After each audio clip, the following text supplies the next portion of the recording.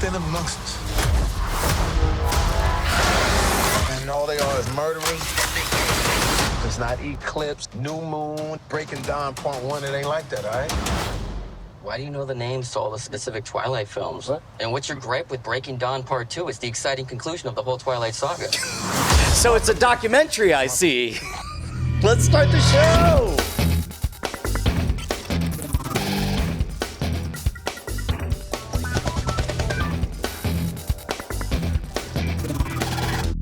Welcome to Cordkillers, the show about watching the stuff you love when you want, where you want, however you want. I'm Tom Merritt. Hey, I'm Brian Brushwood, but most importantly, I have a soft spot in my heart and a confession to make that I love when they full-on give the in-the-room pitch in the middle of a preview.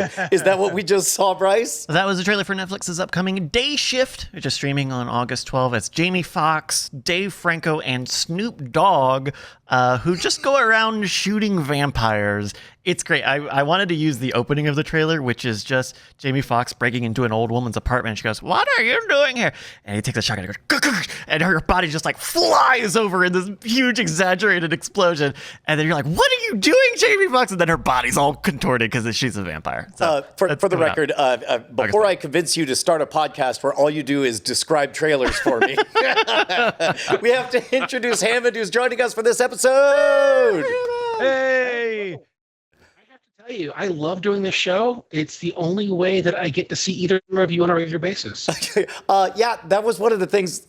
I've had people complain about friends they don't get to see, and other people complain about how they don't get to watch movies. I was like, well, what you should do is create a podcast where it's your job to watch movies and TV that you otherwise might let slip away, and you have to see your friend Tom Merritt every week. It's fantastic. Yeah. Welcome aboard.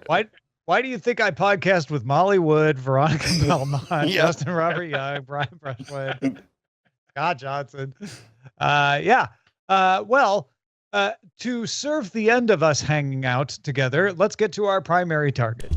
Nailed it. Last year, on August 31st, Sony stopped offering TV shows and movies in its PlayStation Store. We talked about it right here on Cordkillers. At the time, Sony wrote that after that day, August 31st, quote, users can still access movie and TV content they have purchased through PlayStation Store for on-demand playback on their PS4, PS5, and mobile devices. In other words, we're not selling or renting any new movies, but if you bought one, you can keep watching it on your stuff. They didn't, however, say how long they would offer those movies on those platforms. And as of August 31st this year, customers in Germany and Austria, quote, will no longer be able to view your previously purchased Studio Canal content, and it will be removed from your video library. Variety says that about 314 titles will disappear in Germany and about 137 in Austria. Most importantly, that includes both Paddington movies. Oh my God. The justice, the humanity. It also includes some Lionsgate films like John Wick and Hunger Games. And I keep thinking I'm going to hear that Sony's offering a refund, and maybe they've said that, but I haven't seen that yet. I have to imagine that would be disastrous if they did. If only for I would imagine other content providers would encourage them to please not offer a refund for fear of the precedent that it would start. Here's one of the advantages about starting a show about a thing before it's a thing is that we get to speculate 12 years ago, like what happens at the end of the road for these services when they are no longer profitable and so on. And what does it mean to not really own the things that you're quote unquote buying on all services? And I think to some degree, that's why I've stuck to Amazon. But even then, if Sony can't be bothered to keep on providing this stuff, who can? Hammond? Will you provide all these to me? No, I will not. But here's the thing. I have been worried about this since the digital content revolution, because we're basically just buying permission to have these things on our devices. and we can lose that permission at any given moment. So this is actually the culmination of my fears. It's just not happening locally, but if it's happening there, it could very easily happen if Apple decides to go, you know what? We're not friends with, I don't know, Lionsgate anymore. We're going to pull all that stuff off. And that would be, that would be bad. So there's a few nuances to tease out here. One is 12 years ago, we're talking about this. This is the time it has happened. So, I know we all look for the bear in the field, and it doesn't happen for 12 years. And then one day a bear walks to the field and we're like, see, told you so. And also it's just the barest hints of a bear on the horizon. It's not actually affecting us actually where we are. It's actually a bear in a neighboring field, right. Not actually in your field. Good point. It's how our brains are wired. I totally get that. But we have to remind ourselves that this is the exception that proves the rule, which is, while yes, you don't technically own these, most companies feel the pressure to do something to maintain accessibility, or you will stop spending money on them. So we have seen services shut down before. Target shut down their service, Flickster shut down their service. And in those cases, they made arrangements to move your library somewhere else. I think in both cases, it might've been Vudu. Yeah, I think all of them went to Vudu, as did, I think the ultraviolet content or whatever. When ultraviolet gets sticky because that's a shared login situation, and it didn't apply everywhere. Whereas Flickster and Target were like, we're a service, like it's a straight analog to what Sony's doing. Like, we're a service.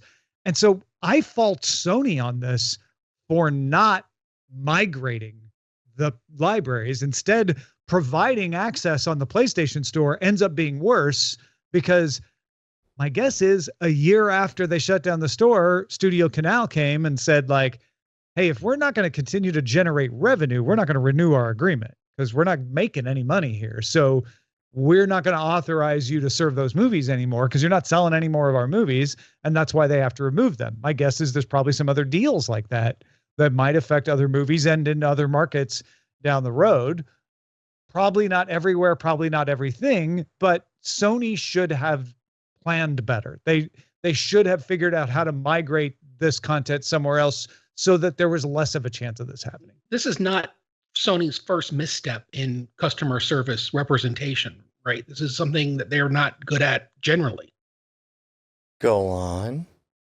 Well, I'm just thinking about the snafus with some of their game stuff and their hacks and how they didn't do a lot of things for independent gamers. It seems like their outside facing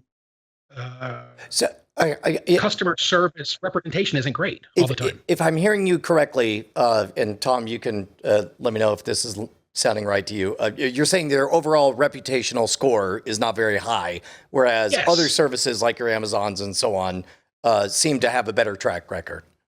A little bit more awareness. They might not be perfect, but a little bit more awareness of the customer, not just themselves. Yeah, I don't know how high Flickster's customer service was either, but they seem to have figured this out. They seem to have outperformed Sony on this one. Yeah, I mean, I totally get what you're saying, Hammond, and that's sort of, I try not to get too upset about those sorts of things because the video game department and the movie department are separate parts of a very large company, so it's not necessarily and also. For what it's worth, this is going back almost 25 years. Sony's always had a reputation for very highly segmented sections of it. Like Sony Media was suing MP3 manufacturers while Sony was creating MP3 playback devices. Right. And Sony also has a reputation for making great digital imaging sensors, and their customer service there is top notch. So it's tempting to kind of lump it all in the same basket. And maybe there is something where you can say like, well, it is the PlayStation still. So it's that arm of the company and maybe they could do better. Also, big companies tend to just be generally less well perceived at customer service because it's harder. You've got that many more people. That said, I don't even think you need to get into Sony's reputation. I don't even you need to get into the user base.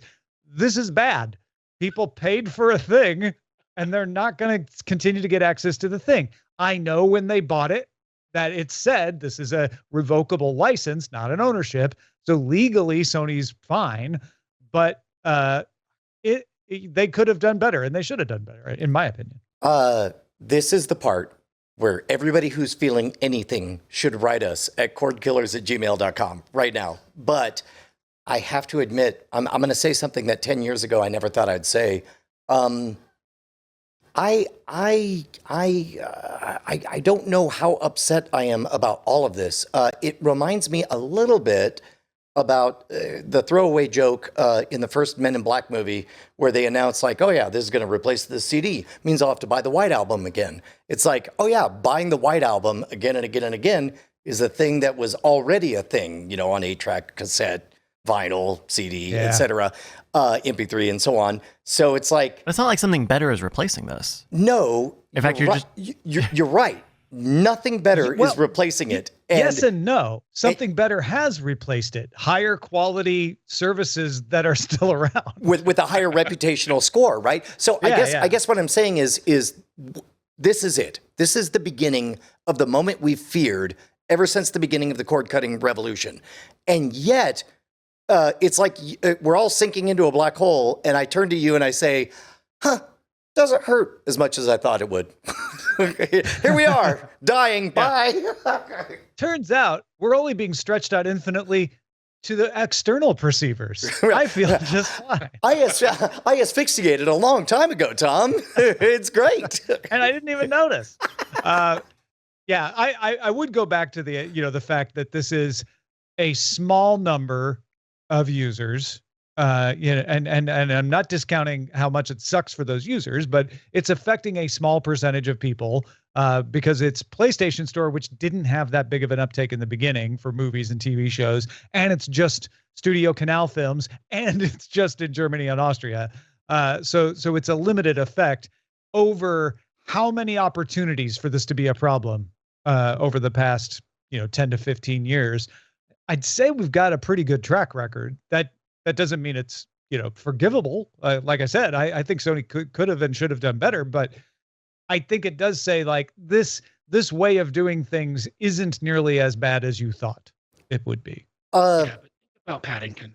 Are you, where are you at, Hammond? Because I get the impression that you're a digital property rights heavy on this. So here's the thing, is I buy physical copies of the things I really, really, really like. That way I paid physical money to get a physical thing.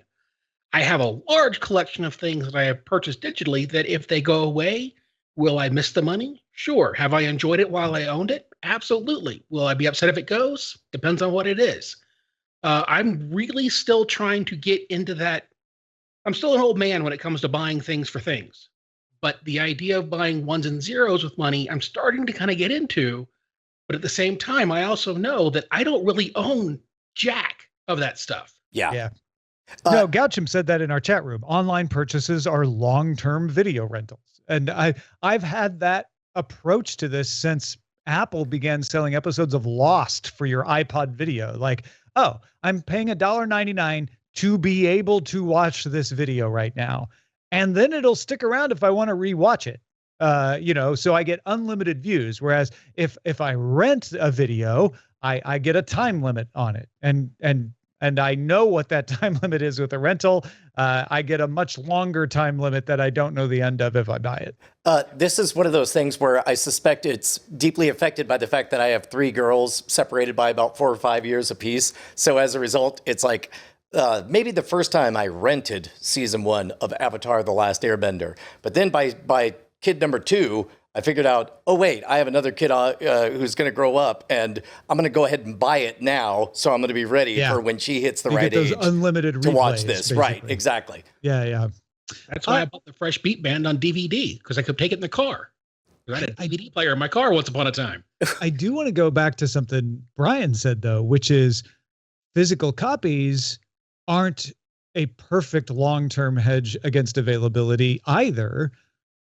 It's arguable that a really well-run cloud service that doesn't ever, revoke your access or provides very good local download copies that are accessible offline is preferable to, I don't know, if I bought a bunch of music on reel to reel, I'd be hard pressed to keep finding good reel-to-reel players. You can find them, or even better, 8-track tapes. Like, it becomes work to be able to continue to play back physical media as physical media continues to evolve. At some point, put it this way, my friend Amos, who helps produce Daily Tech News Show, is having a heck of a time finding a VCR in Alaska that is affordable because he wants to access a bunch of VHS tapes he has.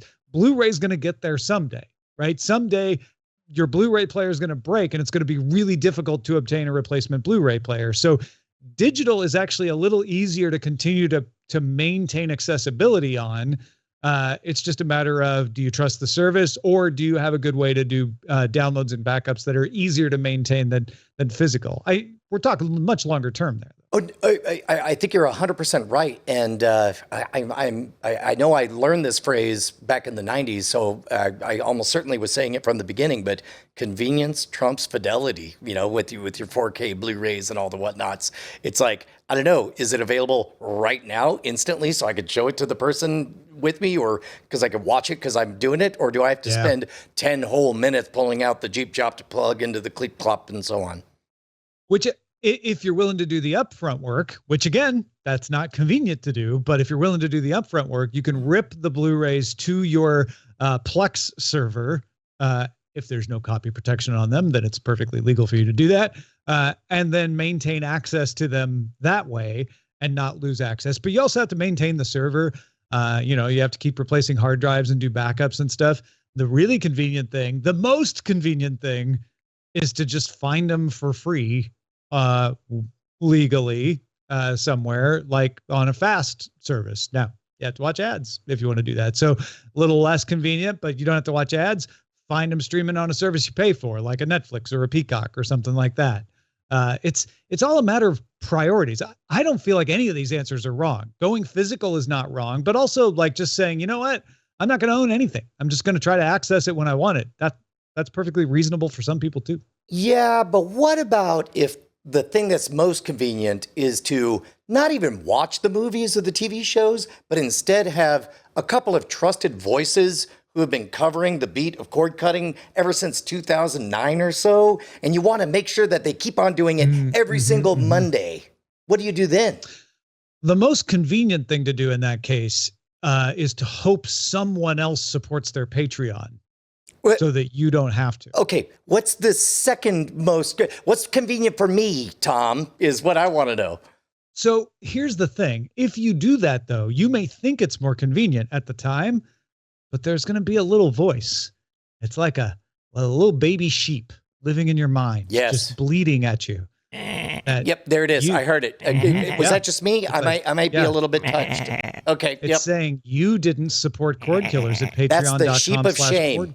Everybody, when you wake up in the middle of the night, you're counting sheep. Those are shame sheep, and what you're counting are the dollars per episode you should have given us over at patreon.com/Cordkillers. For 14 years, Tom and I, we predicted it. For the record, Tom, I don't think I've ever had. All right, shame sheep. Take a break. Take a break. Water break. Let's show what happens when you support us on Patreon. Hold on. I'm down for the shame sheep, by the way. I want the shame sheep on every episode. I've never experienced anything like this, where you and I fell into kind of a news beat where we're like, oh, there's going to be a storm on that horizon. It's going to come. And then the storm was here, and we're like, here it is. And then the storm left, and we're like, still covering that storm. This has been a blast, and I hope people who are listening still enjoy all of our antics, and I hope they go to patreon.com/Cordkillers, where you get everything in one simple RSS feed. You get the smug satisfaction of being one of our bosses, one of the people that we actually listen to, like George, who writes in saying, I'm sorry if Brian is sinking deeper into 3-digit disease. He talks about his troubles with his credit cards, talk about how he got it fixed up. First thing I read, anybody who's my boss, I'm going to read that immediately. Also, you get to give us criticism, like Joe from Wilmington, who says, please follow the Cordkillers style guide when referring to quote-unquote Netflix with ads as quote-unquote Netflix minus. That you get to be that guy. So head on over to patreon.com/Cordkillers. Keep us in business. Thanks, everybody. Keep the lambs silent. Sheep. Sheep. Let's talk about how to watch.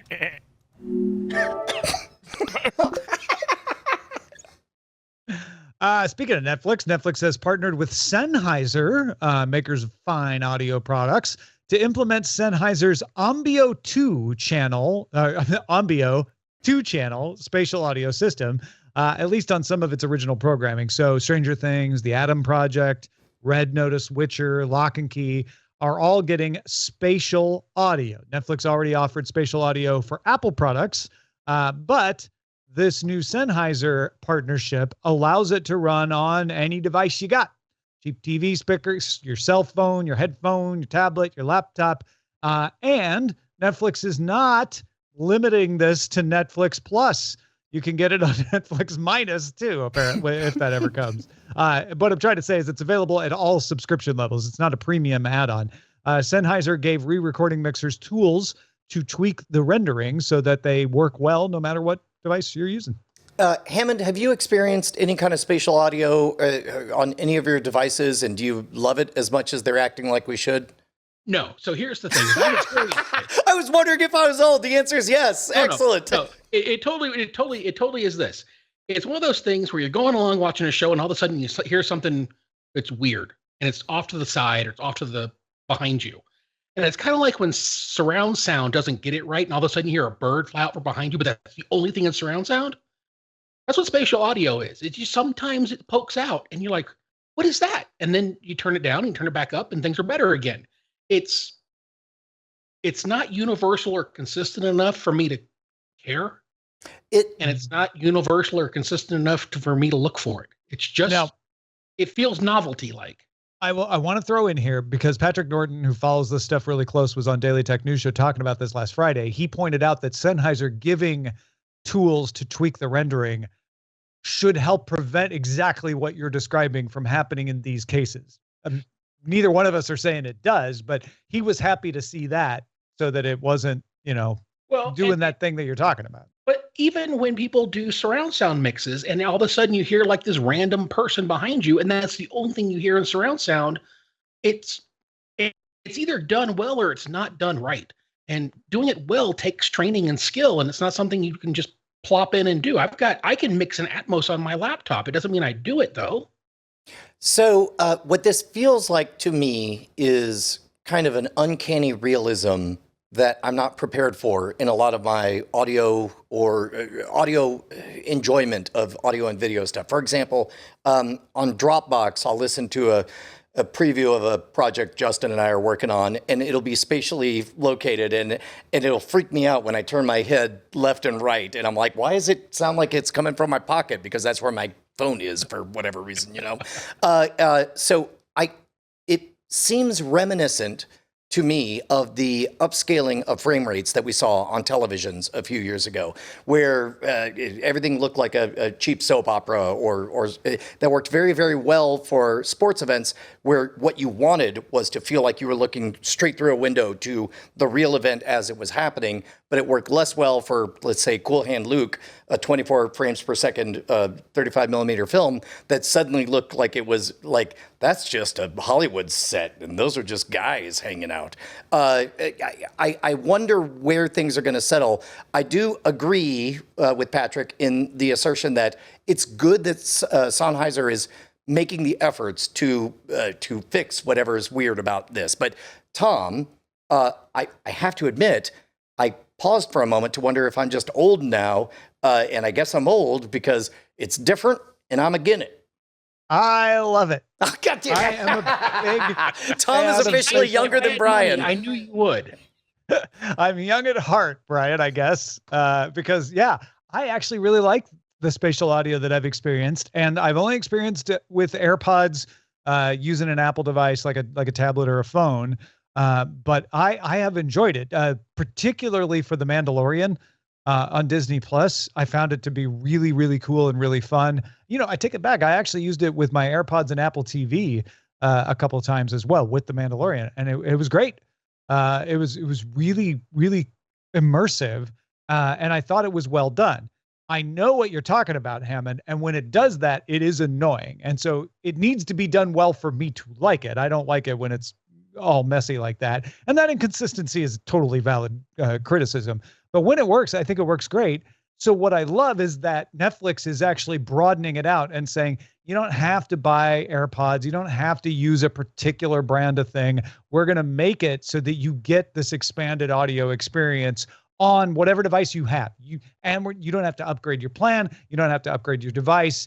You'll just be able to get the better audio. And so the key to that is making sure it's actually better audio, that it's a better experience. And it sounds like Sennheiser is taking the steps to ensure that happens. Yeah, and as a matter of fact, I'm already realizing we've talked a lot about upscaling and image enhancement through AI and all that kind of thing. I could totally picture a future 5-7 years from now where every single piece of video content knows where each sound is supposed to appear to be coming from relative to the screen, and then each device just interprets that however they like, just like some speakers have deeper, richer bass and other ones don't. But there is a problem with expectation where people, especially with music, I don't know if it matters as much with TV and movies, but with music, if people are used to a really good stereo mix, right, and then or they hear a spatial audio mix, or something, a lot of people are like, "Oh, I don't like it." I like the original version. I got used to hearing the Beatles that way, and I don't like hearing it differently. So that's a real effect of this too. I think that it will get better. I'm not saying this is not a bad thing, but I kind of agree with the uncanny valley thing. It's like uncanny ears, where it's our brains and our content consumption isn't used to it yet, so we're still kind of conditioning to learn how to do it. Mm-hmm. All right, folks. Well, let us know what side of the spatial audio divide you are on, or I guess with spatial audio, like where you are located in relation to spatial audio. Or just write us an email, cordkillers@gmail.com. Yeah, but write that in the email as well. Anyway, let's talk about what to watch at Under Surveillance. Not like this. They're all going to pick God voice. Yeah. Under surveillance. HBO Max released a trailer for Harley Quinn Season 3, including an appearance by James Gunn, animated James Gunn. It is now a Max original, so if you're on HBO Max, you'll get it. It will be getting into your HBO Max July 28th. This is a fantastic show that I like a lot. I must admit that I'm a little bit sad that whatever Jim and Pam tension between Harley and Ivy is now gone.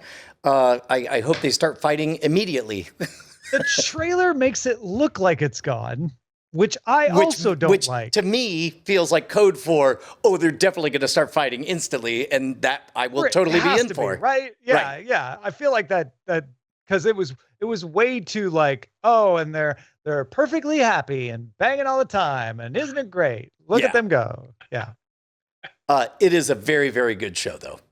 Hammond, have you sampled Harley Quinn, the animated series? I watched one episode and I thoroughly enjoyed it. I've been waiting to get some time to settle in and tuck in and just kind of work through it, but I am looking forward to that time. Yeah. I am both excited that Ivy and Harley are together, and I'm happy for them. I am also dreading that will not work out, but also knowing that that's what's going to make it such a good season. So yeah, I'm super into it. Nielsen reports that folks streamed 7.2 billion minutes of Stranger Things last week, making it the most viewed title in a single week, ahead of Tiger King and Ozark on the all-time charts. Stranger Things also has the next 2 record weeks on that list too, so they're in the 1, 4, and 5 spots. However, season 5 is gonna be the last season of Stranger Things, according to the Duffer Brothers. So, of course, there's talk of spin-offs. However, the Duffers told the Happy, Sad, Confused podcast that it will be, quote, 1,000% different than the current Stranger Things, though it will have, quote unquote, connective tissue. But they're like, we're not bringing, it's not going to be the adventures of Dustin or 11 in the Alps or something like that. They're just going to tell new stories in the Stranger Things world. Also, technically, 1,000% different is a multiple of 2, which means they're still facing the exact same direction as the first one. Good point. And I was told there'd be math, and there was. They're saying all the right things, right? Which is, yes, we want to bring you more of the feeling of Stranger Things, but not give you, after MASH or Joey. Yes, I wish more properties did this. Let things land. Give it an ending that makes sense and move on from there. Well, they kind of have to, because all the original cast will be in college and have kids by the time they get to season 5. Great.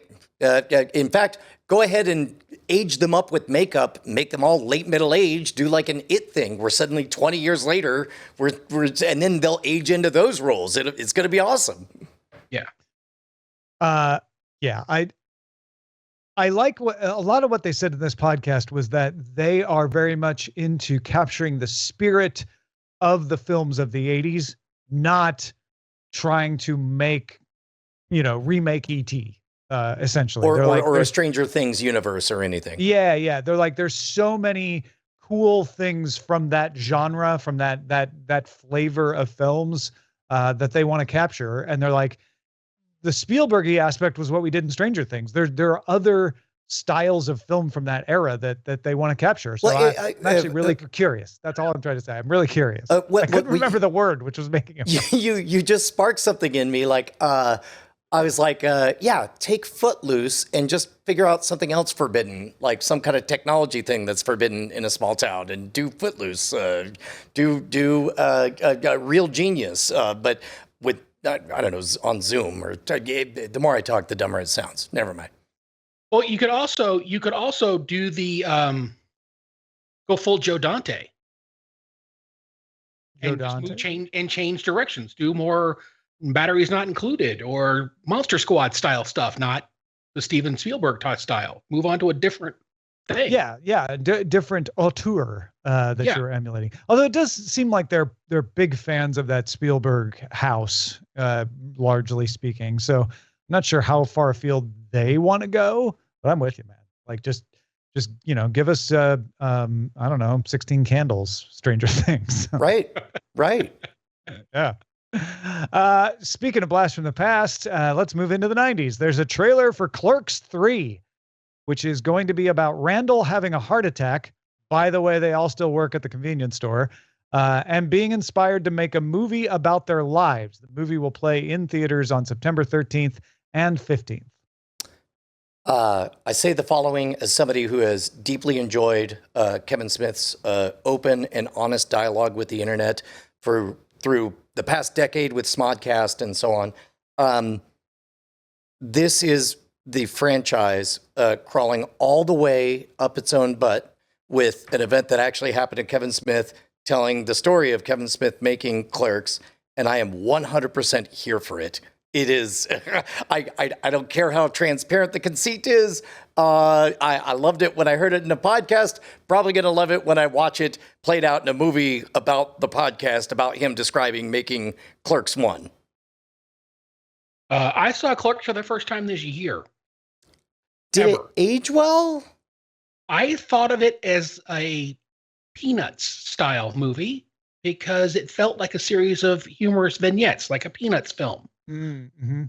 So it has its moments, but I'm glad I saw it now because I'm sure I wouldn't have liked it when I was in college when it came out. So I don't have the same relationship with the material that you do. So I don't know if I should be excited for it. Oh, well, here's what's wild is both Dan Harmon and Kevin Smith are kind of hit and miss on the content that they actually create.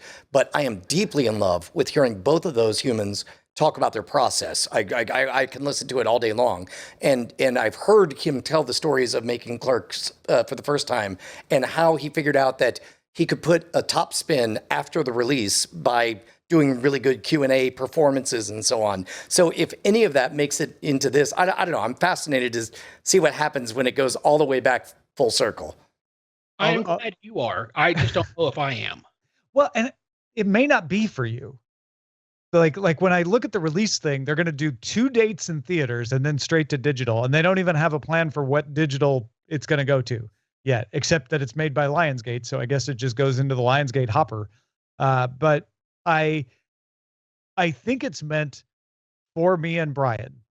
Like I think of Clerks and I think of living in Austin in the 90s, loving the movie Slacker, and then Clerks came along shortly thereafter, and everybody talked about it, and we watched it, and we're talking about how genius it was and the references, and it is of a time. And when I watched this trailer, I watched it and I'm like, oh, that's amusing. Oh, that's a funny callback. Wait, Jay and Silent Bob, tell me more. I'm in. Like it's meant for people who liked Clerks. And I think they know that, and that's fine. Okay. Yeah. Then I'll watch it passively, but I don't know if I'm the same kind of geeked about it as you guys are. So no, and honestly, you may not even watch it, and that's fine. I think they're saying if you're into it, yeah, here you go. You can go watch it.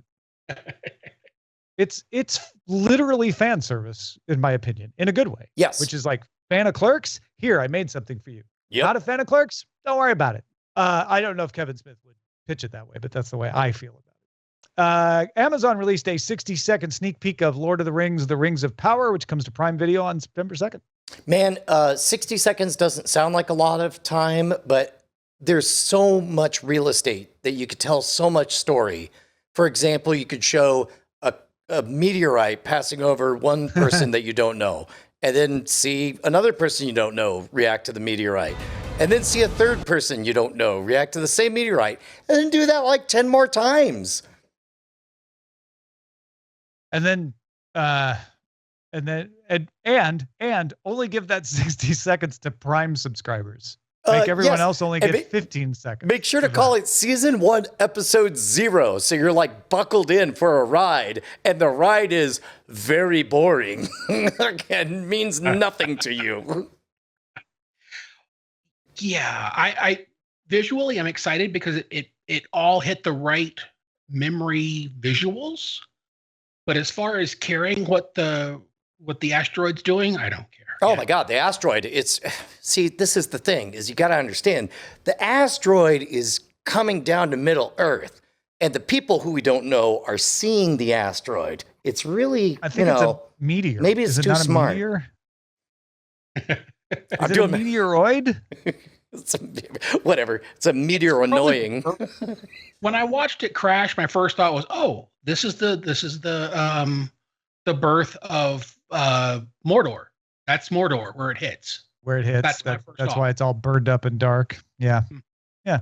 I'm with you, Hammond. It struck the right notes visually of like, yep, that's what Middle Earth looks like. Ooh, that's the place that was all in ruins in Lord of the Rings, and it's not in ruins yet. That's kind of fun, but mostly it was watching a burning thing. Kudos to ICU in the chat who says it's a ball rock. Fly, you fools! Ass. How about that? Ball rock.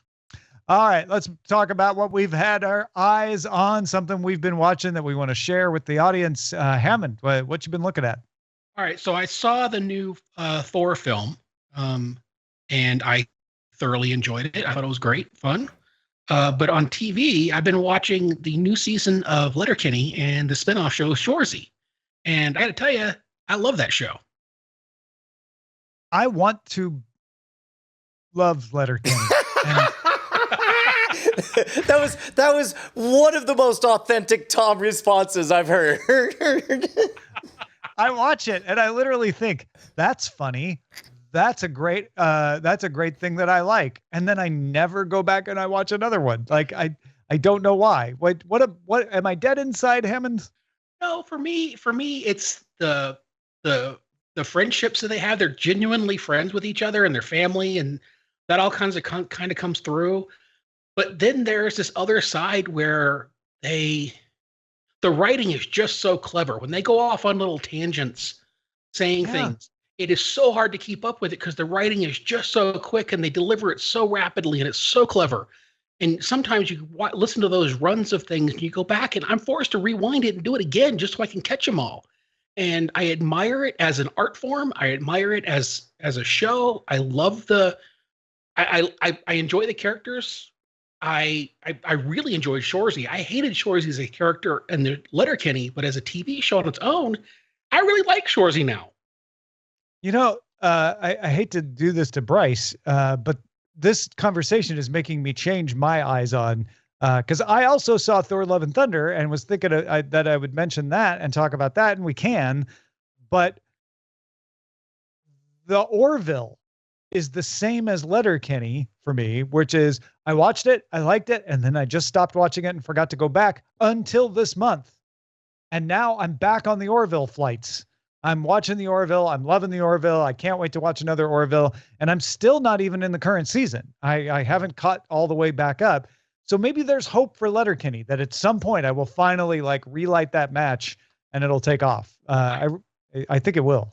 I hope you do, because I think that it's the kind of humor that, I mean, I don't like a lot of humor, but I do, I guess. But I mean, it's a weird thing. You don't like to laugh, Hammond. We know that. Yeah, I'm dead inside. Yeah. I'm the one who's dead inside. But it's a strange combination of things they're putting forward. I understand that. But there's something genuinely entertaining about it, and something that I genuinely like about these people. So these characters. Brian, what about you? I ain't seen no Letterkennys. I ain't seen no Orvilles. Y'all's weird. I'm doing the normal thing, which is still watching episodes from 20 years ago of Code Monkeys. But then I found out, as of today, the 15th anniversary of the premiere of Code Monkeys on G4, back then G4 Tech TV. I don't know if you know anything about it, Tom, but the guys who did it are doing a spiritual successor on Kickstarter called Burning Earth. And guess what? Suspiciously, the characters look very similar, only it's post-apocalyptic. It's a real joy. It's really, really fun and funny. They're putting together basically however many episodes the collective we want to fund is how many they'll make. I'm so excited for those guys. So how many episodes have you funded? I mean, let's just say I'm a backer. What's the, I don't know. It's been, by the way, there is a wonderful irony. The creators wanted it to be today because it's the 15-year anniversary. They're doing a post-apocalyptic show. They posted it, and Kickstarter crapped out for 4 hours. It was amazing. I texted him saying, "You're not going to find this funny right now, but this is going to be great." It's going to make a great story on the Comic-Con circuit. Trust us. Yeah. Code Monkeys was genius. I loved Code Monkeys, so I'm very excited to see them making more stuff, and also doing the references to Code Monkeys that they then immediately light on fire, which is totally their sensibility. Yeah, cool. And specifically, there's one really great moment where they have a conversation they've already had before, but they talk around it saying, we've had this conversation before. Yes, and we can revisit those conversations anytime we want. Caw-caw! Is that a peacock? Yes, it is. It's a peacock. Well, let's talk about new conversations. Yeah, it's brilliant. Well, I should mention, and on After Talk, Brian and I will talk more about Thor, but I had a great time. Taika Waititi did not disappoint me. It's not my favorite Taika Waititi movie, but that's saying a lot because he's made a lot of amazing movies. So it was an enjoyable time, and I had fun, and I hope that he does more. He said he will do more Thor as long as Chris Hemsworth is up for it. So I'm looking forward to it. I hope he does. I think it'd be hard to do Thor: What We Do in the Shadows, though. Yeah, I'm down for all of this. This sounds like the sexy crossover I've been waiting for. But yes, co-signed. It was delightful candy, very delicious candy. We'll talk about it in After Talk.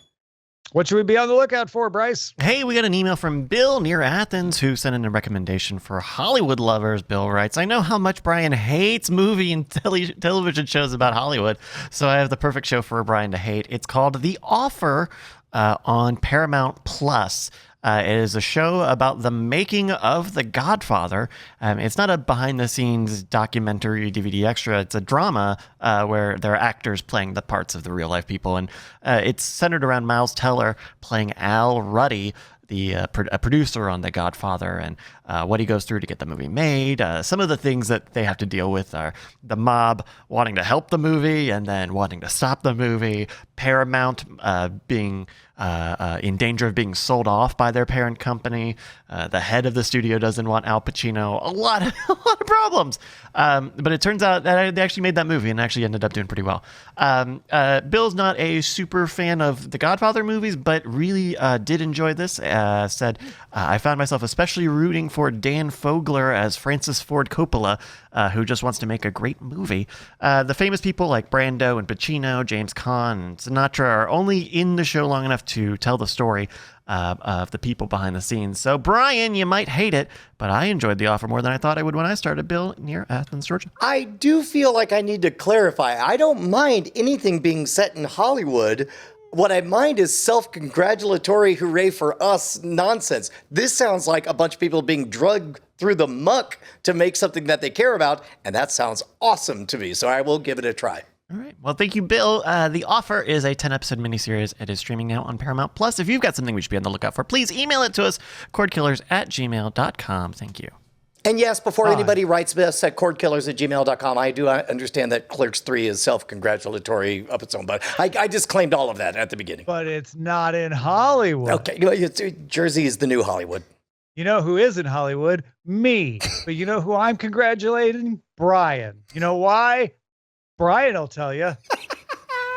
So, all right. So coming out very soon on the Modern Rogue channel, we have a build of a high-end gaming PC from our friends over at Doghouse Systems. Head on over to doghousessystems.com/rogue, ROGUE, spell it right, and get us a little bit of credit. They're the ones who gave us or lent us all of the systems that we use for all of the shows. We're about to do a big giveaway of a pretty high-end, amazing very nice gaming computer. Yeah, right? Like, it's the biggest giveaway we've ever done, ever. And that episode's coming out in the next week. Keep an eye out for that. On Modern Rogue? On yes, YouTube? on Modern Rogue, but also... That's where you can watch it and you'll find out about the giveaway. Yeah, yes. you should buy a system just in case you don't win it. Yeah. Just as, like insurance. Because then you might have two, and that'd be good. Yeah, then you can network them. Congratulations, Tom. Great comment. Thank you, Tom. Let's move on to the front line. Frontlines! NFL Commissioner Roger Goodell told CNBC last week that NFL will, in fact, launch its own streaming service called NFL Plus. We've talked about all the leaks around that, so it's all confirmed now. It's the mobile version of the service, similar to what they had on Verizon through Yahoo before. And he also mentioned, intriguingly, that Sunday Ticket, the NFL Sunday Ticket, which offers access to all out-of-market games currently on DirecTV and ending its contract with DirecTV after this season, will be awarded to a streaming service this autumn. So it's not going to a cable company. At least that's the implication. Goodell says it's going to a streaming service. He was tight-lipped about which one. Shocker. Shocking news. On a scale of 1 to smelling burnt toast, Hammond, where are you? I am not shocked at all because this is the way the NFL works. They put a stranglehold on their content and they want to control their content. And they want to control their stuff. And no better way to control your stuff than to have your own platform. Meanwhile, an update to the NVIDIA Shield added a night listening mode that quiets loud noises like explosions and emphasizes quiet parts like low dialogue so they can still be heard with the volume low. The upgrade version 9.1 also adds the ability to disable HDR, Dolby Vision, and notify if the mic is turned on. All of these sound great. It reminds me of 1992 when Jurassic Park came out and I was a projectionist, and we got many, many complaints that the intentional decision to make everything quiet so that the dinosaurs would be as loud as possible, it sounds like finally all those people have aged up to the point where it's like, fine, we'll make everything even. And they all own NVIDIA Shields. That's right. Yeah. Amazon has obtained the rights to show Champions League soccer in the UK starting in 2024. It will share those rights with BT, which will also continue to show the games. And new numbers from Just Watch show other good news for Amazon. Amazon grew its US market share to 20%, while Netflix declined to 21%. Just Watch expects that Amazon Prime Video is about to pass Netflix and become the most popular streamer in the US. Netflix is really the only one that's declining. Apple TV Plus, Disney Plus, and HBO Max also all raised their market share, which, Brian, I mean, kind of makes sense. Netflix had the entire market to itself, so of course it's going to decline. Well, and of course they do other things besides video. Bryce, how goes your one-man jihad against Amazon? I unsubscribed, and I unsubscribed like 2 months after I renewed for the year, so I still have like it for another year basically. But I don't know. I still haven't bought anything since I canceled it. So yeah. Well, we'll check in on the one-man war against Amazon next week. Over to you, Brian. Roku has added 8 local TV stations owned by NBC to the Roku channel FAST service. They've their first local news stations to join the service. You'll be able to get local programming from New York, LA, Chicago, Philadelphia, Dallas-Fort Worth, Washington, D.C., Hartford, Connecticut, and South Florida. Oh, I'll be able to pretend I'm Justin Robert Young. Who's, I believe, lived in all of those cities, actually. I can't count which ones he has and hasn't been in. South Florida in particular. Yeah, local news showing up. These are just local news. You're not going to be able to get NBC's like primetime programming, but you'll be able to get local news service on the Roku channel. It's a big get for the Roku channel. And to be honest, I'm being dismissive, but I think there's real value there. I am shocked at how much more I like Reddit when the first place I go to is the /r/Austin subreddit, where everything is related to, like, the rain that's happening right now or whatever. Yeah. A few other notes here. Producer Barbara Broccoli says they will reinvent James Bond for the next series of films, and it's expected to take at least 2 years before we get a new movie. A sequel to the film Hocus Pocus, called Hocus Pocus 2, but still with all the original actors that are alive, has a trailer out and will arrive on Disney Plus September 30th. Jason Reitman will direct a sequel to Ghostbusters Afterlife, and they set a date. That's coming to theaters December 20th, 2023. Hulu's Only Murders in the Building has been renewed for a 3rd season. They're currently streaming the 2nd season. Michael Schur's series adaptation of Field of Dreams has been dropped from Peacock, and Universal Television is now shopping it to other platforms. A BritBox original spinoff of Death in Paradise called Beyond Paradise will bring back Chris Marshall as D.I. Humphrey Goodman, talking about what happens after he returns to the UK. So it's like Death in Paradise, but without the paradise. Just the death, I guess. Netflix has cast Millie Bobby Brown in a Russo brothers film called The Electric State, about a woman, a robot, and a drifter looking for her lost brother in the American West. Classic. And Amazon's Freevee will bring back Who's the Boss? Alyssa Milano will return as Samantha Maselli, living with her retired dad, Tony Danza, played by Tony Danza, in the house she grew up in. Ooh, I found a strange connective tissue because as you were talking about, Michael Schur, who did The Good Place and a number of other excellent projects or whatever, you hear that it's like, oh, it didn't get picked up. That must mean it wasn't very good. No, what that means is the brand power of the names weren't enough that it would be profitable. So, like, quality can still very much exist. So I'm still extremely optimistic about that project. Whereas I'm not so nostalgic for Who's the Boss that I'm on pins and needles about watching that as it comes to Amazon. But I understand that Freevee will probably have a profitable bottom line because of it. Hammond, what about you? I don't have a soft spot for the show. And I didn't even watch Fuller House when it came on. I didn't care about either of those. They came at the wrong times for me as far as, I was growing up and busy in college and stuff like that, so I didn't have a TV. And so I missed all that, just like I don't have any nostalgia for the NES. I found myself in a conversation with somebody about 10 years younger than me over the weekend, and there was some show that they couldn't believe that I hadn't seen. And I was like, yeah, I was in college. And the words came out of my mouth, and I realized, wait, is that a universal thing? Is that nobody watches TV when they're at college because they're busy being in college? Bryce, did you go through that? There is a 4-year gap where I watched no movies, and that was at the time where Netflix streaming was becoming a thing. And I remember having a class where they were like, write a paper about a movie, and our group had picked a movie that was on Netflix, so we had to go to his house to watch Netflix because I didn't have it, because I wasn't going to pay for I'm not going to pay to stream a movie. Oh, yeah. But Yeah. Otherwise, no, they're 2008, 2012. This is just a blank spot. Yep. Yep. 1988 to 1994, complete wash for me. Yep. Same here. Same here. No, last seasons of Cheers, I have no memory of. That's part of why, like, I barely know anything about Voyager. I watched one season, and then I was a sophomore, and then that was the end of it. That was I watched Twin Peaks. That was one thing I actually watched because we all would get together in college and watch Twin Peaks. But I missed a lot of Next Generation because of college. And in fact, a woman I dated right out of college had a like home recorded all the Next Generation episodes, and I caught up on Star Trek at that point, like post college. That was my graduate work, was in watching the Next Generation. He would Next Gen and chill. Yeah, that's we VHS'd and chilled. That's how we did it back then. Why doesn't anybody reboot Hopalong Cassidy? All right, let's ask the dispatches from the front.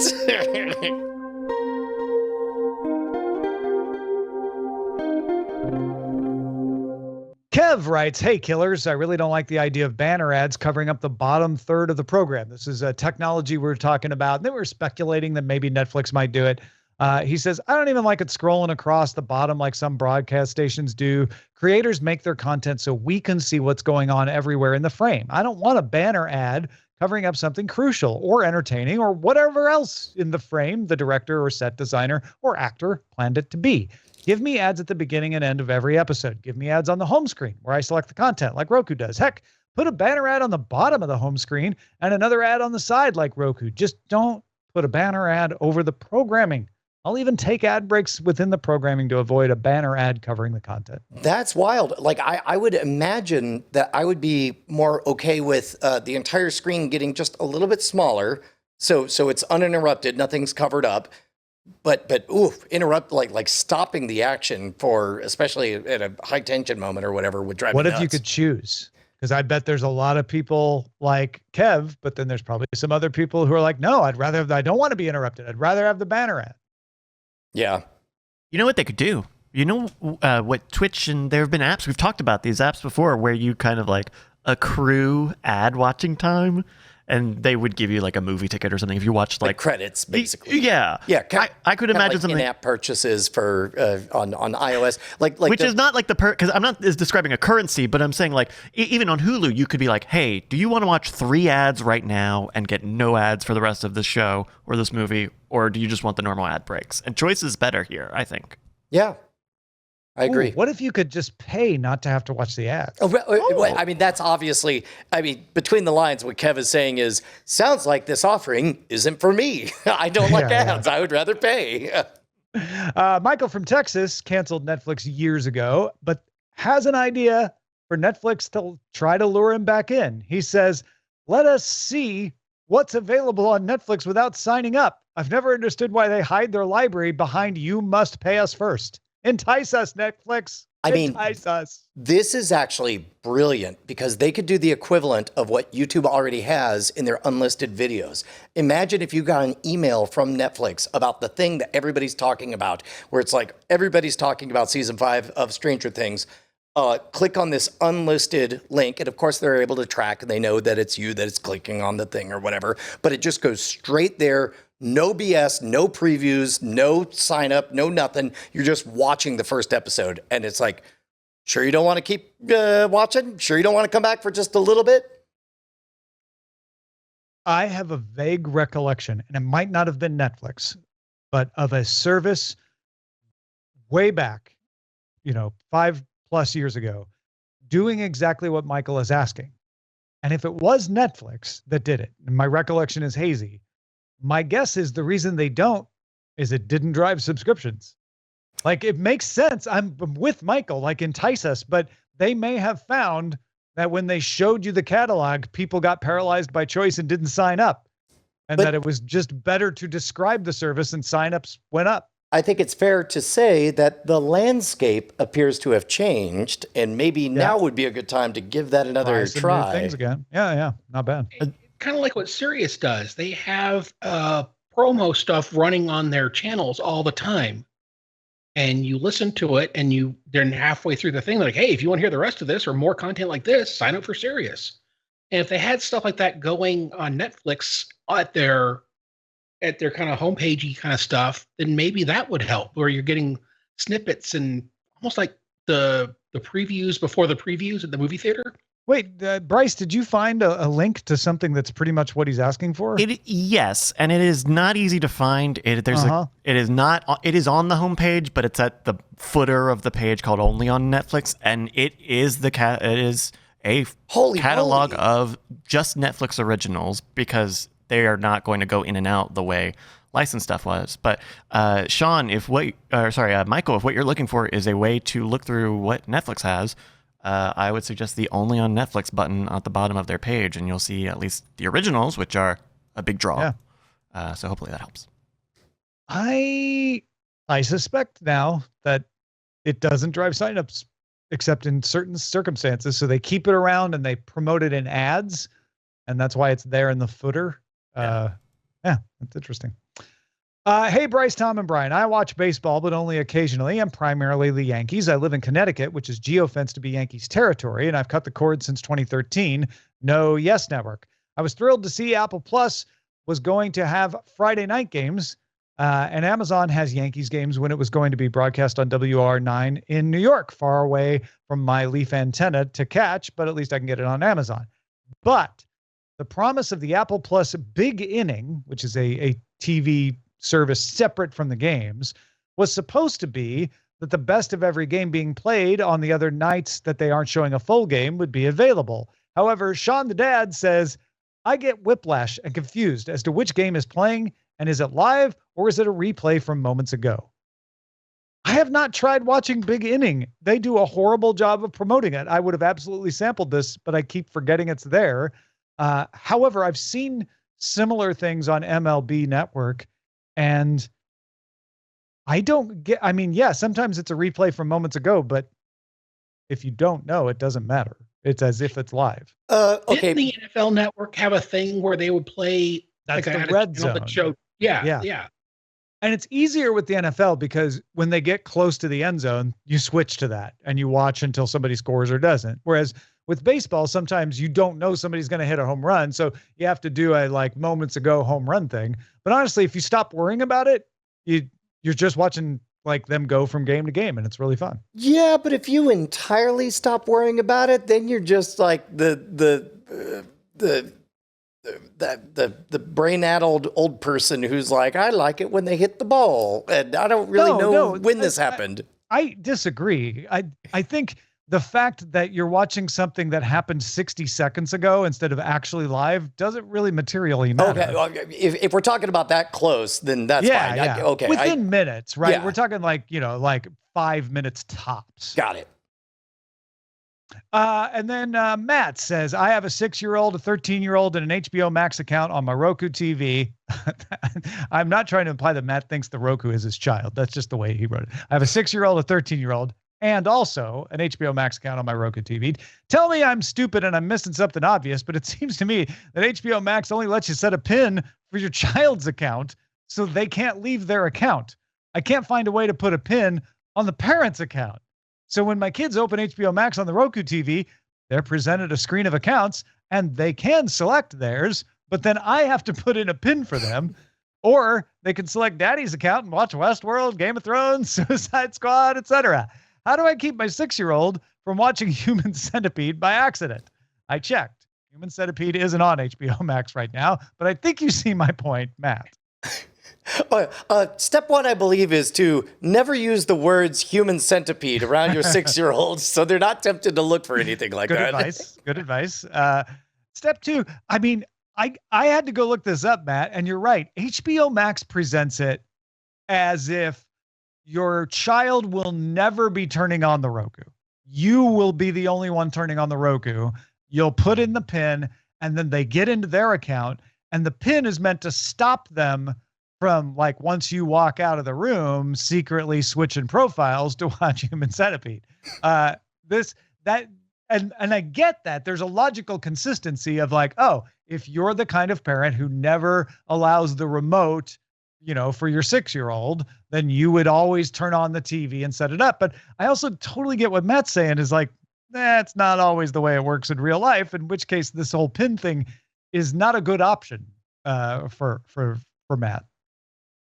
Yeah. Now, having said all that, there is this perpetual game of sanding down the rough edges on any new service. And I think for the most part, HBO Max has done a good job, unlike certain other over-the-top services where you literally cannot search for certain shows or whatever. You have to go to Google to find them.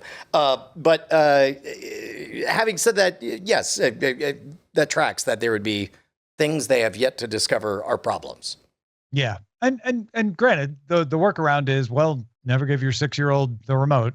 But, your mileage may vary on that. Hammond Chamberlain, have you ever given a 6-year-old a Roku remote? Oh, yeah, most definitely. But we didn't have HBO Max at the time. Yeah, fair. If people want to follow other things you do besides giving 6-year-olds Roku remotes, where should they go? I'm at JHammondC pretty much everywhere. I do soundography with Brian Ibbett, and I do Beyond the Playlist, and it's an interview show. Fantastic. Folks, go search those out. Just find them in your local podcast app, or is there an easy URL or anything? Yeah, go to jhammondc.com. You'll pretty much get links to everything I do. Perfect. Behind the Playlist was the show that I was on, right? Beyond the Playlist. That was good. Tom, you've been on that, right? Yep. Bryce, you've been on that, right? Not yet. I keep asking for Bryce, but he's busy doing stuff for you. Oh. I mean, Brian, can Bryce go on Beyond the Playlist? Brian, am I allowed to be on Beyond the Playlist? I told you. Forget I ever said human centipede. I was very direct about this. Brian, can Bryce have the code for Beyond the Playlist? Yes, I'll give you the pin code. 0000. Oh no, that's not a good password. That. Our website is cordkillers.com. Our email address is cordkillers@gmail.com. And we are live on twitch.tv/Night Attack, which is also carried on diamondclub.tv Mondays at 7 p.m. Eastern, 4 p.m. Pacific time, and other time zones around the world. Talk to you soon. Hey, Tom Merritt, what's going on? I'm just hanging out here watching this scroll go by. What are you doing? Trying to set up a bit where we thank our beautiful, beautiful patrons, all these wonderful names. I'm sorry, names. I'm too distracted looking at these beautiful, beautiful patron names going by. Look at that one. I mean, if you wanted to be one of these people, patreon.com/cordkillers would be the place to go. I mean, they're scratching our itch, like, because we're addicted. As long as it's consensual, like, we're addicted to their money. And love. Might as well face it. Well, God damn it. Diamond Club hopes you have enjoyed this program.